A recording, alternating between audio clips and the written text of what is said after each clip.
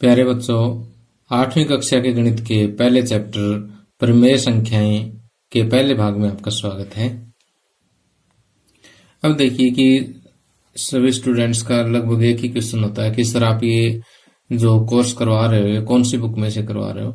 तो मैं ये बात आपको क्लियर कर देता हूँ कि हरियाणा, यूपी, बिहार, झारखंड, मध्य प्रदेश, छत्तीसगढ़, पंजाब वगैरह जितने भी स्टेट्स हैं उनमें सभी में एक ही टाइप की बुक लगती है, दैट इज एनसीईआरटी।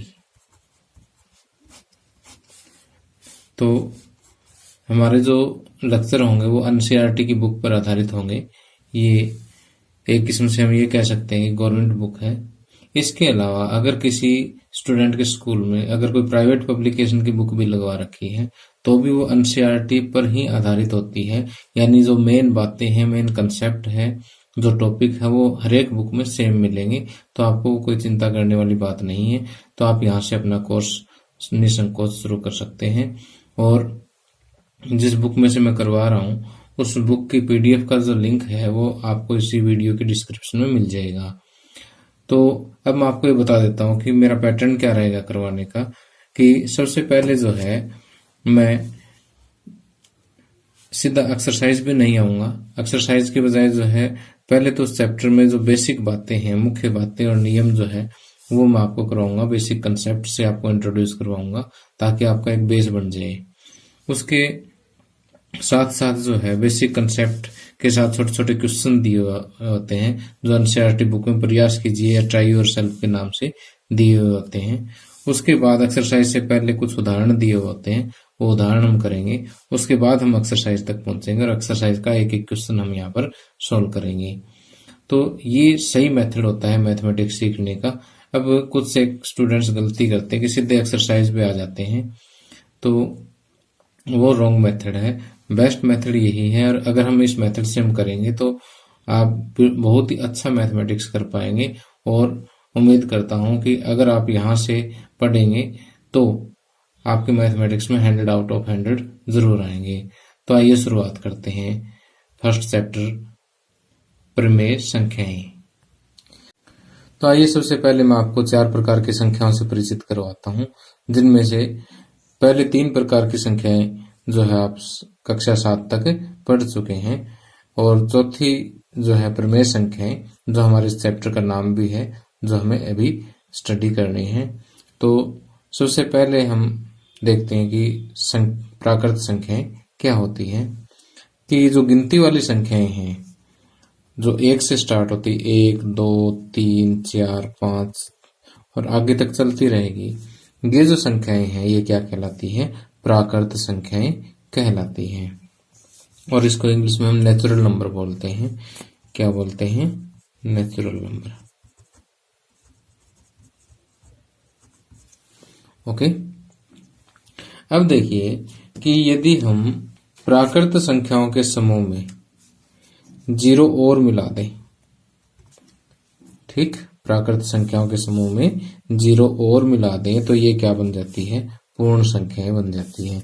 अब देखिए इस टोकरी के अंदर पहले 1, 2, 3, 4, 5, 6, 7, 8 यानी जो गिनती आगे कहां तक चल सकती है, कोई अंत नहीं है इसका, ये सारी है प्राकृत संख्याएं। प्राकृत संख्याओं में मैंने इस टोकरी में 0 और डाल दी तो इस टोकरी में जितनी भी संख्याएं होगी वो क्या होगी? पूर्ण संख्याएं हो गई हैं। ठीक। अब देखिए कि यदि इन पूर्ण संख्याओं के साथ साथ अगर आप इस टोकरी में जो प्राकृत संख्याएं हैं उनका ऋणात्मक और डाल देते हैं, यानी 0 से पहले क्या आता है? -1, -2, -3, -4, ये और डाल देते हैं आप। ठीक। तो ये सभी मिलकर के क्या बना देते हैं? पूर्णांक बना देते हैं। यानी इस टोकरी में अब जितनी संख्याएं हैं वो सारी क्या है? अब पूर्णांक है। ओके। अब बात आती है कि प्रमेय संख्याएं क्या होती हैं। अब प्रमेय संख्याएं वो होती है जो हम p/q के रूप में लिख सकें, जहां p और q दोनों पूर्णांक हो, यानी इनमें से कोई भी हो सकता है, लेकिन q जो है वो 0 नहीं हो सकता। ठीक। एक बार फिर से कि प्रमेय संख्याएं क्या होती हैं जो पी बाई क्यू के रूप में लिखी जाए, जहां ऊपर भी पूर्णांक हो नीचे भी पूर्णांक हो।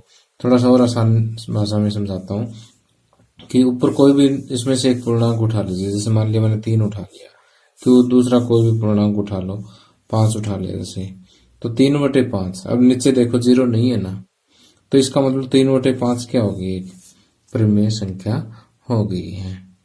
ओके। अब इसी तरह से अगर हम कोई और एग्जांपल ले, मान ले -2 ले लिया, -2 में जैसे 3 ले लो आप, ठीक, तो ये भी क्या है, एक प्रमेय संख्या है।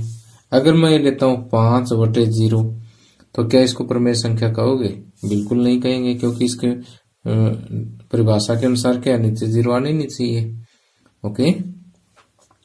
अब एक बात और है कि अगर मैं मान लेता एक संख्या 2 ले लेता हूं और नीचे वाली संख्या लेता हूं 1, तो 2/1 को प्रमेय संख्या कहोगे? बिल्कुल कहेंगे, क्योंकि ऊपर भी पूर्णांक है, नीचे भी पूर्णांक और नीचे 0 नहीं है। तो परिभाषा की सारी कंडीशन यहाँ पर जो है वो सही फिट हो जाती है। इसका मतलब 2/1, 2/1 को आप कह सकते हैं 2, तो 2 क्या है, प्रमेय संख्या भी है।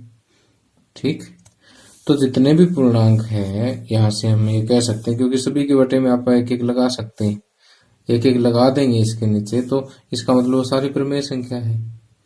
ठीक, तो जितनी भी संख्याएं p बाई क्यू के रूप में लिखी जाएगी और q बराबर 0 नहीं है, जहां p और q दोनों क्या है, पूर्णांक हो, ऐसी सभी संख्याएं क्या है, प्रमेय संख्याएं हैं। तो प्यारे बच्चों, अभी तक हम सीख चुके हैं कि प्राकृत संख्याएं, नेचुरल नंबर क्या होते हैं, कि 1, 2, 3, 4, 5 यानी जो गिनती वाली संख्याएं हैं वो प्राकृत संख्याएं हैं। पूर्ण संख्याएं क्या होती है कि प्राकृत संख्याओं के समूह में अगर हम 0 और मिला दें तो वो क्या हो जाएगी, पूर्ण संख्याएं हो जाएगी। अगर यहां से हम देखें तो जितनी भी प्राकृत संख्याएं हैं वो पूर्ण संख्याएं हैं, लेकिन सारी पूर्ण संख्याएं जो है वो प्राकृत संख्याएं नहीं है। इस चीज को आपने नोट करना है, क्योंकि 0 एक ऐसी पूर्ण संख्या है जो प्राकृत नहीं है। ओके, यानी प्राकृत सभी की सभी पूर्ण के अंदर आ जाती है, लेकिन सारी पूर्ण जो है वो प्राकृत नहीं है। ओके, अब अगर हम बात करें पूर्णांकों की तो 0, 1, 2, 3, 4, 5। ओके, इसके साथ साथ 0 से छोटे और ले लो, यानी प्राकृत संख्याओं का ऋणात्मक और ले लो साथ में, तो ये सारे के सारे क्या है, पूर्णांक हैं। उसी तरह से हम देखें तो जितने भी पूर्णांक है वो देखिए, सारे के सारे पूर्णांक कहाँ आ रहे हैं, सॉरी, सारी की सारी पूर्ण संख्याएं जो है वो क्या है, पूर्णांक है। ओके, लेकिन सारे पूर्णांक जो है वो पूर्ण संख्याएं नहीं है। इसी तरह से जितने भी पूर्णांक हैं उनके बटे में हम क्या दे सकते हैं, 1 दे सकते हैं। ओके, इसका मतलब जितने भी पूर्णांक है वो सारे क्या है, परिमेय संख्याएं हैं। ठीक, लेकिन सारी प्रमेय संख्याएं पूर्णांक नहीं है, क्योंकि जैसे मान लिया 2/3 एक प्रमेय संख्या तो है, लेकिन ये पूर्णांक नहीं है। ओके, तो अगर आपसे कोई पूछे क्या सभी प्राकृत संख्याएं पूर्ण संख्याएं हैं, यस। क्या सभी पूर्ण संख्याएं पूर्णांक है, यस। क्या सभी पूर्णांक प्रमेय संख्या है, यस। अगर उल्टा पूछे क्या सभी प्रमेय संख्याएं पूर्णांक है, नो। क्या सभी पूर्णांक पूर्ण संख्याएं हैं, नो। क्या सभी पूर्ण संख्याएं प्राकृत संख्याएं हैं, नो। ओके, तो ये काफी इम्पोर्टेंट बात है मैथमेटिक्स में, तो आपने इसको अच्छी तरह से याद रखना है। अब हम प्रमेय संख्याओं से अच्छी तरह से परिचित हो चुके हैं कि जो p बाई क्यू के रूप में लिखी जा सके और q 0 नहीं होना चाहिए, यानी नीचे 0 नहीं होना चाहिए, ऊपर भी पूर्णांक और नीचे भी पूर्णांक, तो ऐसी संख्याएं जो है क्या है, प्रमेय संख्याएं कहलाती हैं। अब हम प्रमेय संख्याओं के कुछ एक गुण धर्मों से परिचित होंगे जो हमें इस चैप्टर में बहुत काम आएंगे। अब देखिए कि हम प्रमेय संख्याओं के मुख्य रूप से 3 गुण धर्मों को डिस्कस करते हैं, 3 प्रॉपर्टीज को इसको डिस्कस करते हैं। उनमें से सबसे पहला जो गुण धर्म है वो है संवृत गुण धर्म, दूसरा क्रम विनिमयता और तीसरा जो है साहचर्य या सहचारिता। अब कुछ स्टूडेंट सोचते हैं सर तो बड़े अजीब अजीब से नाम लेने लगे शुरू में, आपने बेटा इसको बिल्कुल खुश होकर के सीखना है। ओके, तो ये बहुत ही इंटरेस्टिंग सी चीज है। अब संवृत जो है वो क्या होता है, इस बात को मैं एक उदाहरण लेकर के समझाता हूँ। परिमेय संख्याओं के बजाय जो है सबसे पहले मैं आपको प्राकृत संख्याओं का एक उदाहरण लेकर के आपको संवृत गुण के बारे में बताता हूँ। कि जैसे यहाँ पर हम कौन सा गुण पढ़ रहे हैं, संवृत या क्लाउजर गुणधर्म या क्लाउजर प्रॉपर्टी हम यहाँ पर पढ़ रहे हैं। तो मैं सबसे पहले प्राकृत संख्याओं पर ये अप्लाई करके दिखाता हूँ, आपको बहुत अच्छे से समझ आ जाएगा। अब जैसे इस टोकरी के अंदर प्राकृत संख्या डाल देता हूं मैं, 1 2 3 4 5 और अनंत तक। ठीक, ये प्राकृत संख्या मैंने डाल दी है। ठीक, अब प्राकृत संख्याओं का संवृत गुणधर्म जोड़, घटा, गुणा और भाग, इन चारों संक्रियाओं पर चेक करते हैं। कैसे चेक करते हैं वो देखो कि इस टोकरी में से कोई भी एक प्राकृत संख्या उठा लो, जैसे मैंने 2 उठा ली, यहां से पहले जोड़ पर चेक करते हैं, योग पर करते हैं, और दूसरी कोई भी आप अपनी मर्जी से उठा लो, 2 + 5 क्या आया, 7। क्या 7 इस टोकरी में है? बिल्कुल है, आगे चलेंगे 6 7 कहीं ना कहीं तो आएगा। ठीक, तो कहने का मतलब ये है कि प्राकृत संख्या में हमने प्राकृत संख्या जोड़ी तो उत्तर भी क्या आया, प्राकृत आया। इसी टोकरी के अंदर ही हमें उत्तर मिल गया। तो हम ये कहते हैं कि प्राकृत संख्याएं योग के अंतर्गत संवृत है। ठीक, क्या लिखेंगे कि प्राकृत संख्याएं योग के अंतर्गत संवृत है। ओके, अब चलो इसी तरह से आप अपने आप और भी चेक कर सकते हैं। जैसे मान लिया एक आपने 100 ले लिया, एक आपने 200 ले लिया, तो टोटल क्या आ गया, 300 आ गया। 300 भी कहीं ना कहीं प्राकृत संख्या में, यानी इस टोकरी में से आपने प्राकृत संख्या उठाई, फिर दूसरी प्राकृत संख्या भी यहां से उठाई, उत्तर भी आपको इसी के अंदर ही मिल गया, प्राकृत संख्याओं के अंदर ही मिल गया। इसका मतलब जितनी भी प्राकृत संख्याएं हैं योग के अंतर्गत संवृत है। ठीक, अब घटा के अंतर्गत चेक करते हैं क्या प्राकृत संख्याएं संवृत है। तो जैसे मान लिया मैं एक उदाहरण लेता हूं, 5 में से 4 घट गए, 1 बच गया। प्राकृत में से प्राकृत घटी, प्राकृत मिल गई, 1 तो मिल गई। लेकिन अगर मैं पहले 3 ले लूं फिर 5 ले लूं, 3 में से 5 गए -2, तो -2 उत्तर आ गया। -2 प्राकृत संख्याओं में तो नहीं आता। ठीक, तो प्राकृत संख्याओं में से प्राकृत संख्या एक प्राकृत संख्या में से दूसरी प्राकृत संख्या घटाएं तो उत्तर प्राकृत आना कोई जरूरी नहीं है। अगर एक उदाहरण भी ऐसा मिल गया कि ये यहाँ पर आंसर प्राकृत आना जरूरी नहीं है, तो भी वो संवृत नहीं है। तो हम यहाँ पर ये कहेंगे कि प्राकृत संख्याएं घटा के अंतर्गत संवृत नहीं है। प्राकृत संख्याएं घटा के अंतर्गत संवृत नहीं है। ओके, अब आपको संवृत का अर्थ समझ आ गया होगा।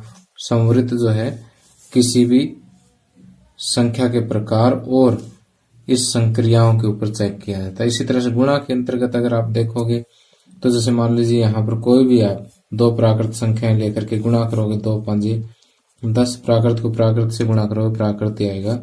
तो गुणा के अंतर्गत प्राकृत संख्याएं जो है वो संवृत मिलेगी। प्राकृत संख्याएं योग के साथ साथ गुणा के अंतर्गत भी संवृत आपको मिलेगी।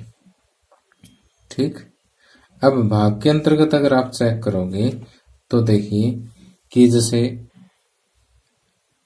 कि आप 2 को 3 से भाग दोगे तो 2/3 आ गया। 2/3 यहाँ पर प्राकृत संख्याओं में तो नहीं आती, इसलिए प्राकृत संख्या घटा तथा भाग के अंतर्गत संवृत नहीं है। ओके,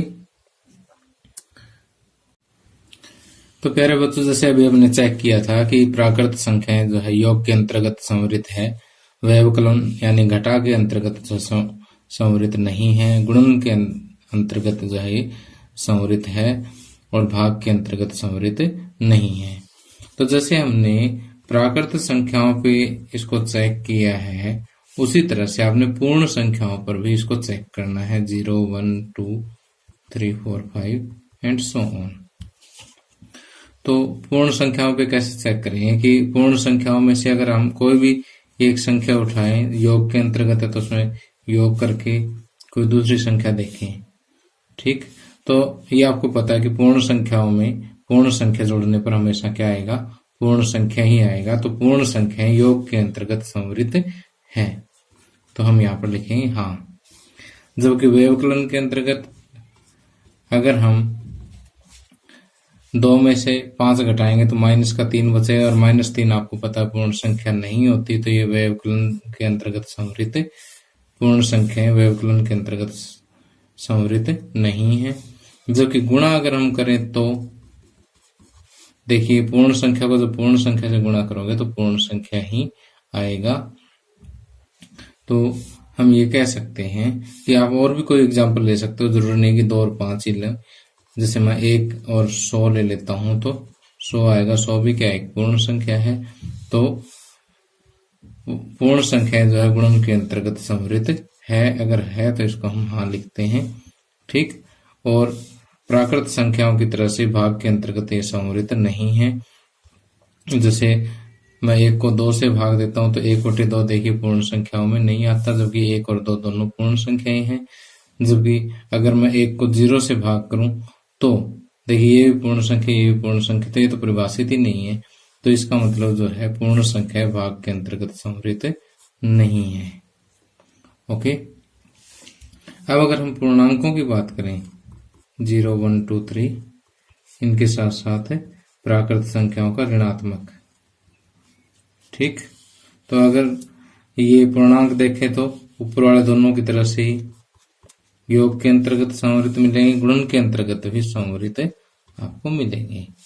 ठीक, लेकिन घटा के अंतर्गत अगर आप देखेंगे तो जैसे मान लीजिए कि यहाँ से आप कोई भी उठा लेते हैं, जैसे 2 उठा लें और दूसरा मान लीजिए 5 उठा लिया तो -3 आया। तो -3 देखिए पूर्णांकों के अंदर है, तो पूर्णांक जो है व्यवकलन के अंतर्गत जो संवृत है।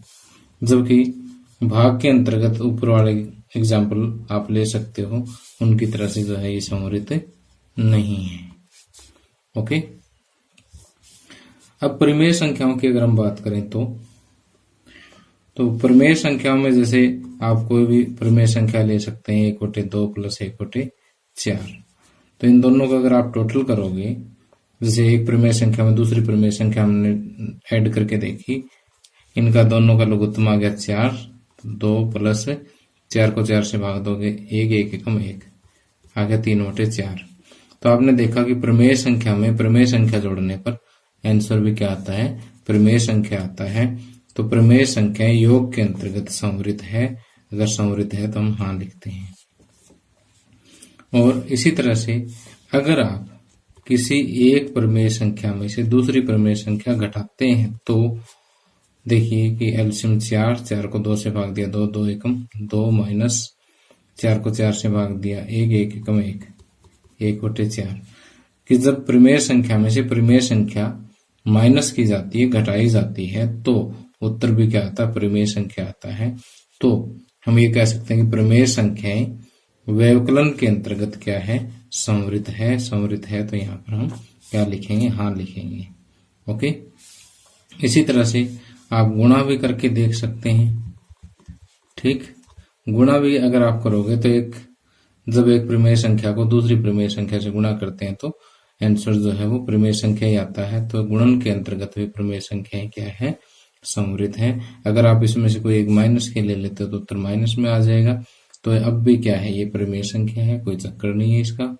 जबकि भाग के अंतर्गत अगर मान लीजिए प्रमेय संख्याओं में देखिए सारे पूर्णांक भी आते हैं, और वैसे मैं आपको बता चुका हूं कि जो संख्या p बाई क्यू के रूप में लिखी जा सके और क्यू जहां पर 0 नहीं होना चाहिए, ठीक। तो ऐसी सभी संख्याएं क्या है, पूर्ण संख्याएं हैं।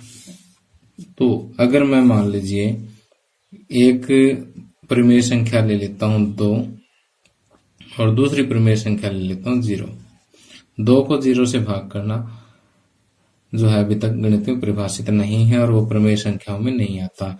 या आप 1/2 भाग में 0 ऐसा भी ले सकते हो, जो कि परिभाषित नहीं है, परिभाषित नहीं है, यानी ये प्रमेय संख्या नहीं है। तो भाग के अंतर्गत जो है प्रमेय संख्याएं भाग के अंतर्गत संवृत नहीं है। ओके, तो जो चीज मैंने अभी आपको यहाँ पर समझाई है कि कौन कौन सी संख्याएं किस किस ऑपरेशन के अंतर्गत, किस किस संक्रिया के अंतर्गत जो है संवृत है या नहीं है, ये चीज आपने अच्छी तरह से नोट करनी है, ठीक। तो मैंने आपको यहाँ पर उदाहरण देके समझाए हैं, आपको ये चीजें समझनी है और अपनी कॉपी में ये टेबल तैयार करनी है। ओके।